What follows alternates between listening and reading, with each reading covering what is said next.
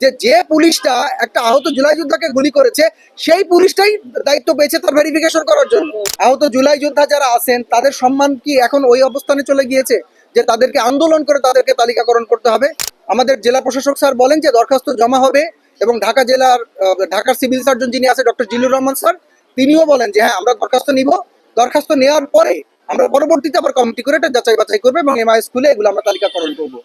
এভাবে আপনার দরখাস্ত জমা হতে হতে মে মাস চলে আসে, এপ্রিল জুন মাস চলে আসে, তালিকার সংখ্যা হয়ে যায় 2 থেকে 2,500।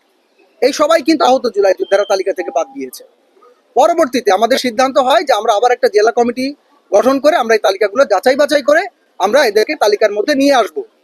আমরা 2 জুন থেকে 29 জুলাই পর্যন্ত এই তালিকা ভেরিফিকেশনের কাজ শুরু করে দিই এবং এখানে প্রায় 2,500-এর মতো আহতদের তালিকা ছিল।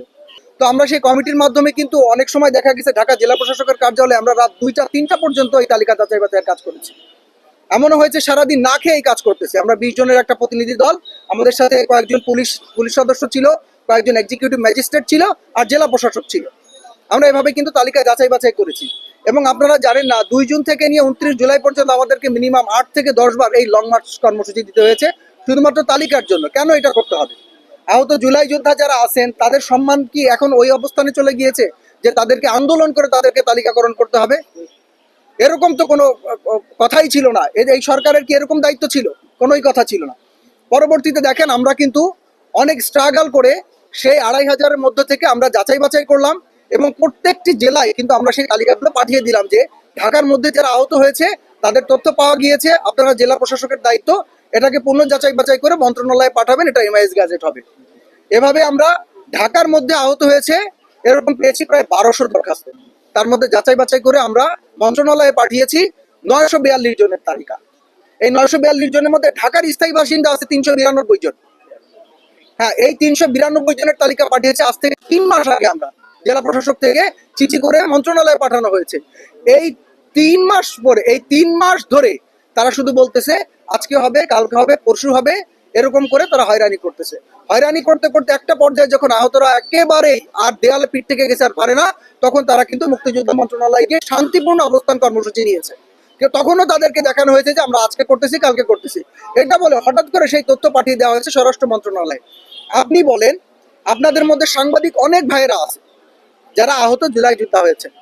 আমি টোটাল 32 জনের দরখাস্ত পেয়েছি, তার মধ্যে 24 জন আহত জুলাই যোদ্ধা আছে সাংবাদিক যারা প্রকৃতপক্ষে ছাত্র আন্দোলনের পক্ষে আহত হয়েছে।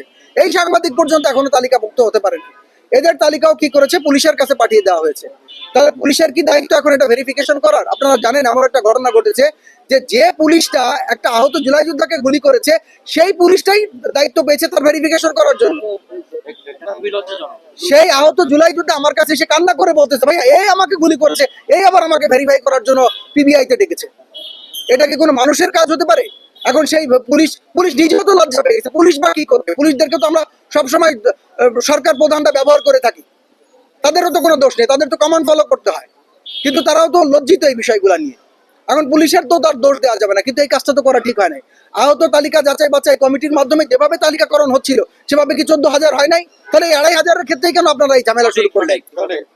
এই যে এই 2,500-এর ক্ষেত্রে কেন আপনার পিবিআই তথ্য দিতে হবে, 2 জন করে সমন্বয়কের দিতে হবে, সুপারিশ দিতে হবে, প্রত্যয়ন দিতে হবে? কোন সমন্বয় কখন অভ্যুত্থান কিভাবে হয়েছিল জানে উপদেষ্টারা, সচিবরা জানে কিভাবে অভ্যুত্থান হয়েছিল? এখন কি আপনার ওই সমন্বয়করা যে প্রত্যয়নপত্র লিখে দিয়ে আসবে যে হ্যাঁ ও আমার সাথে অমুক জায়গায় আন্দোলনে ছিল? এটা কোনো সেন্স? এটা মেক সেন্স? এটা